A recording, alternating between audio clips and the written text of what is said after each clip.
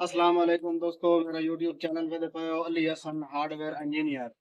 ये 17 प्लेटां दा फ्रेम तैयार करने पे ट्राली तैयार करने पे दी मुकम्मल ते एदी भी अगली तुहानू भी डिटेल दसी है। ये जनाब हुण एदी जेहड़ी असां रीलिंग पा रहे हैं उत्ते चैनल फिट करके ते ओदे गार्डर दे उत्ते चैनल दे उत्ते रीलिंग पा रहे हैं। ये तुहानू रीलिंग दिखाने हैं।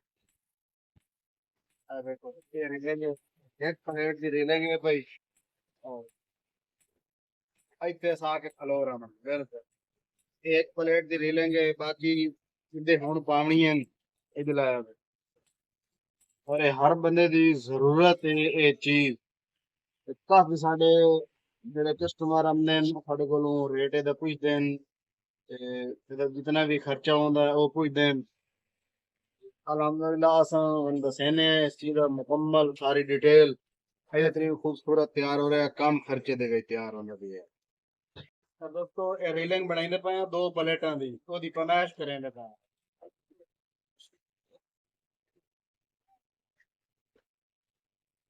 ਫਰਮਾਇਸ਼ ਕਰਕੇ ਟੋਚ ਲਾਈਂਦੇ ਪਏ ਆ।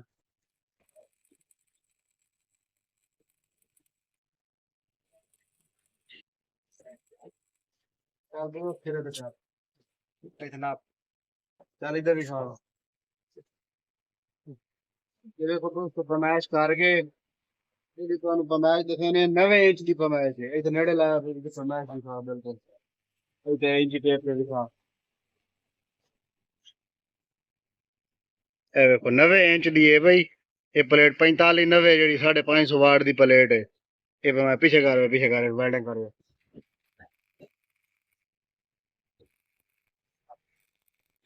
ਇਹਦੀ ਰੀਲਿੰਗ ਮੁਕੰਮਲ ਅਸਾਂ ਤਿਆਰ ਕਰ ਲਈ ਹੈ ਬਿਲਕੁਲ। ਇਹ ਵੇਖ ਲਓ ਇਹ ਰੀਲਿੰਗ ਦੋ ਪਲੇਟਾਂ ਦੀ ਹੈ। ਉਹ ਇੱਕ ਪਲੇਟ ਦੀ ਰੀਲਿੰਗ ਹੈ। ਇਹਦੀ ਉੱਤੇ ਰੀਲਿੰਗ ਚੈਨਲ ਮੁਕੰਮਲ ਫਿਟਿੰਗ ਹੋ ਗਈ ਹੈ। ਹੁਣ ਅਸਾਂ ਕਰਾਂਗੇ ਖਲਾ ਇਹਨੂੰ ਵੈਲਡਿੰਗ। ਇਹ ਜੋੜ ਪੱਕੇ ਕਰਾਂਗੇ ਪਾਏ ਇਹ ਜੋੜ ਪੱਕੇ ਕਰਨੇ ਇਹ ਵੈਲਡਿੰਗ ਕਰਨੇ ਮੁਕੰਮਲ। ਇਹ ਅੰਦਰੋਂ ਬਾਹਰੋਂ ਇਹ ਵੈਲਡਿੰਗ ਕਰਕੇ ਉਸ ਤੋਂ ਬਾਅਦ ਇਹ ਕਰਨੀ ਵੈਲਡਿੰਗ ਸਾਈਡਾਂ ਇਹਦੀਆਂ।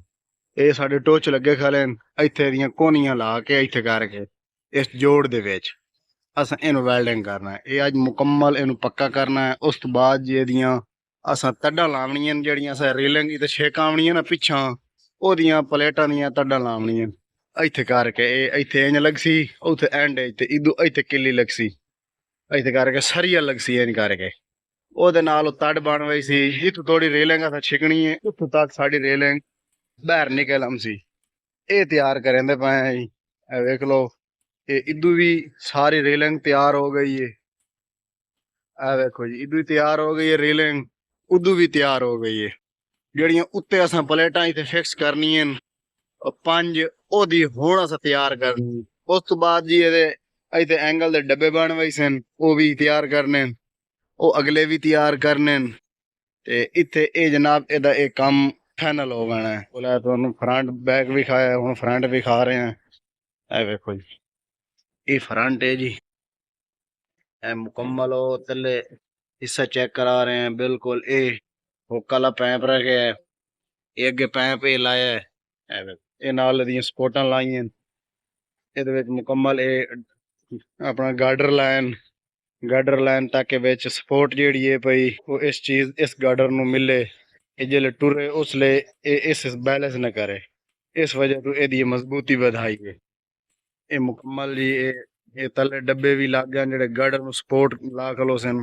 ਇੱਥੇ ਹੋਰ ਡੱਬੇ ਬਣਾ ਕੇ ਲਾਉਣੇ ਜਿਹੜੇ ਇਸ ਫਰੇਮ ਨੂੰ ਇਸ ਗਾਰਡਰ ਨੂੰ ਕਾਬੂ ਕਰਕੇ ਖਲੋ ਸੀ ਪਿੱਛੇ ਨਾ ਫਰੇਮ ਵਜਣ ਪਏ ਸੀ।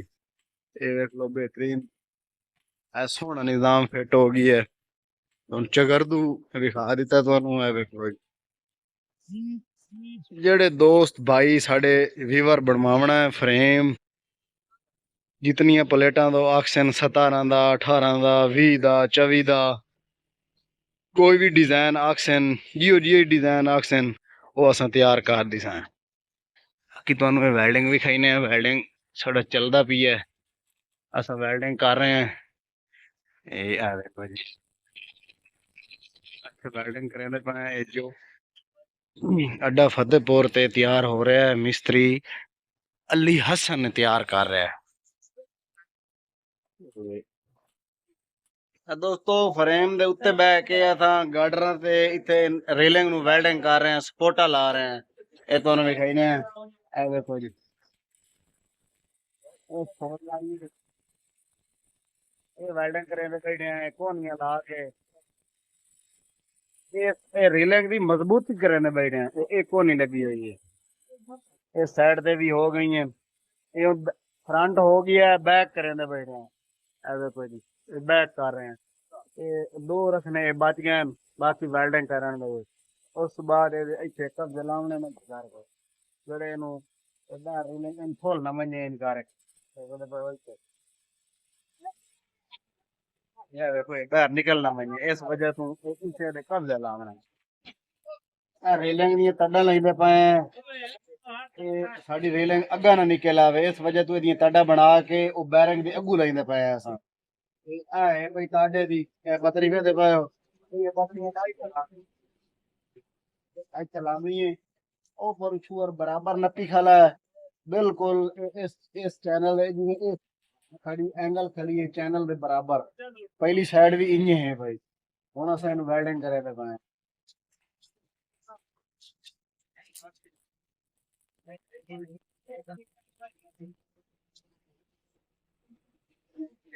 ठीक है, वेल्डिंग करने पाए ताकि अग्गा ना निकल आवे, जेडी वेल्डिंग हो साली वो तो कहीं ना को लाए जाओ।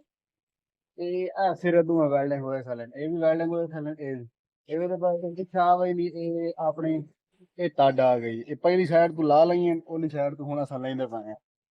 दोस्तों वीडियो अच्छी लगी तो लाइक करना, साडे चैनल को सब्सक्राइब करना। नेक्स्ट वीडियो से मिलेंगे, तब तक के लिए अल्लाह हाफ़िज़।